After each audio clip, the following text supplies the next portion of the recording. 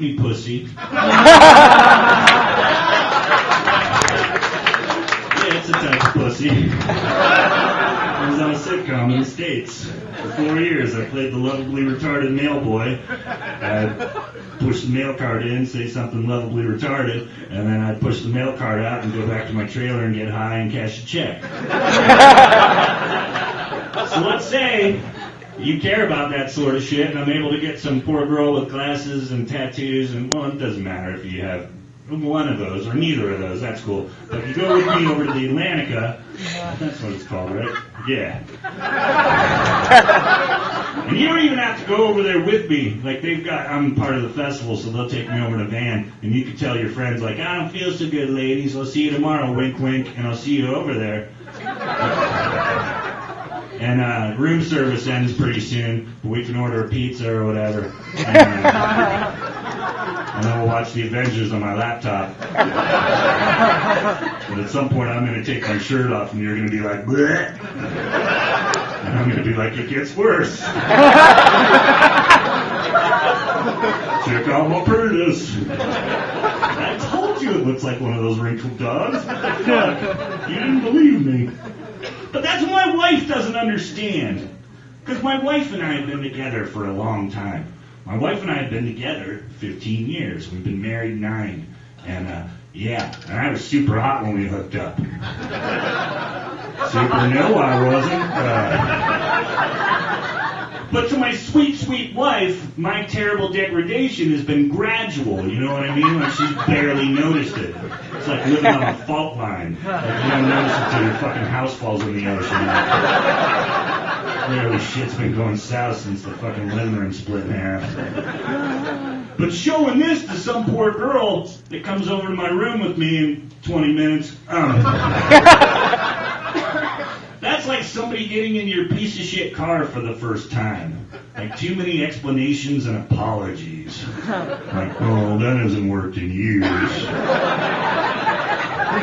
That leak, I have no idea. Don't fucking touch it, though. Don't. Who knows what that is? That smell, no goddamn idea. I think a fucking skunk crawled in there and had babies and died. Throw your shoulder into it if you want that to work. Yeah, fucking crank it. Don't do a goddamn thing. I did this last night with no segue. Let's see what happens. Serial killers are pussies. A lot of comedians put too much emphasis on the segue. Fuck the segue. I don't even like it as a thing you ride on.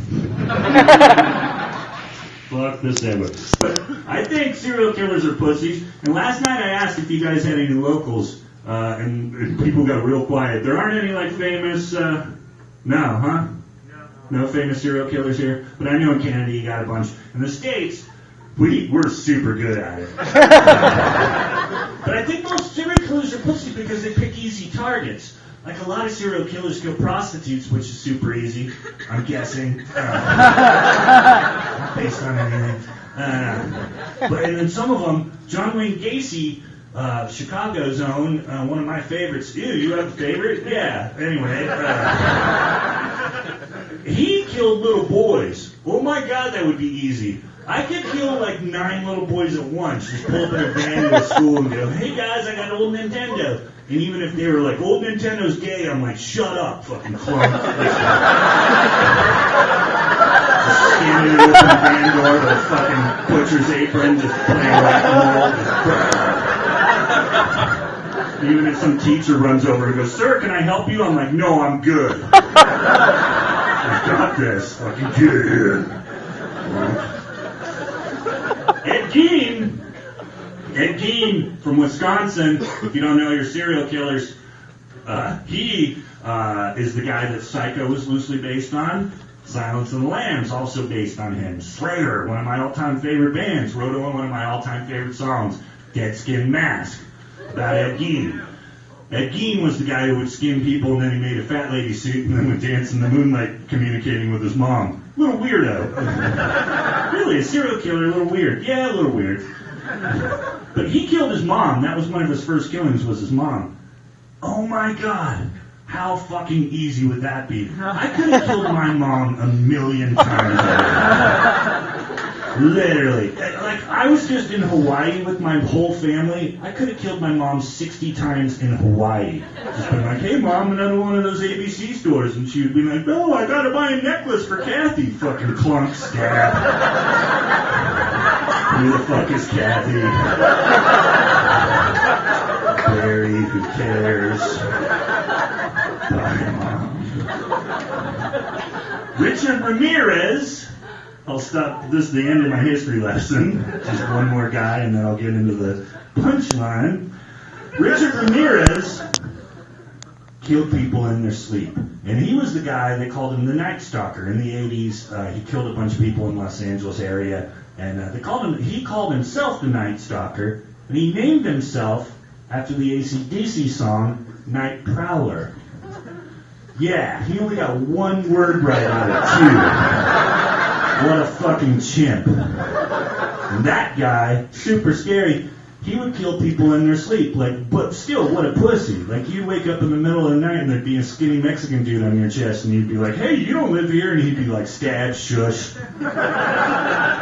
Scary, frightening, but what a pussy. All those ways, pussy ways. Now, let's say, well, maybe there's a decent-sized crowd. Maybe there's a budding wannabe. You want to be Halifax's first serial killer. If you do, I say kill people that are hard to kill. Like mixed martial arts guys. Because, you know, those guys, I love mixed martial arts. Clearly, I do not partake in mixed martial arts. But I'll watch the shit out of that stuff when it's on. I'll sit in my underwear eating peanut butter out of a jar going, that looks hard. They sure are sweating. But those guys are skilled in ways of killing other dudes. Like, they don't kill the other dudes, but they know how to. They know how to punch your face off, and they know how to fucking hold you in their arms till you fall asleep like a little baby. Those guys are badasses. So if you want to impress me, pull up in your scary serial killer van to a Home Depot, and you see some dude in his fucking pickup truck with the tap-out sticker, and he's got the Affliction t-shirt. He's wearing a medium. He's a big dude. He should wear an XL, but he likes the way the medium looks. You know, doing all this. I mean, clearly, I haven't been in the gym in years. Like, what the fuck is this? I'm going to get 50 minutes on the chicken. I'm an asshole. But go up to some fucking mixed martial arts guy and get on the van and go, I'm a scary serial killer. And he'd be like, I don't think so, brother. Fucking. And you're like, but I'm a scary piss. You know who else you should kill? Veterans. No, that's the right reaction. Oh, shit. I heard a lot of, oh. No, you're right. And I say veterans because I know some veterans, and I'm scared of some veterans. Two of my closest buddies in the States, when we got out of high school, they joined up and did their thing, and I, started yelling about my balls into a microphone. And they're better men than me, and they know some shit I will never know. And I know some people, like older folks too, like, what about your 86-year-old grandpa who made it back from Korea and hasn't killed anybody in 60 years? But he remembers how to. He's thought about it a lot. Your grandma has come super close. A couple of consecutive Christmases, and she has no idea how close she came to biting it. And your grandpa, he's in a wheelchair now. Can't get around it like he used to. He's got a piss bag on his lap. You go up to that old dude and go, hey, Grandpa, I just decided I'm a scary serial killer, and you're my first victim. He's like, I don't think so, faggot. Fucking. You're like, did you just pull out my voice box? How am I still talking? I don't know how the voice box works. Piss. I sure do hate segues. So, my child's 4 years old.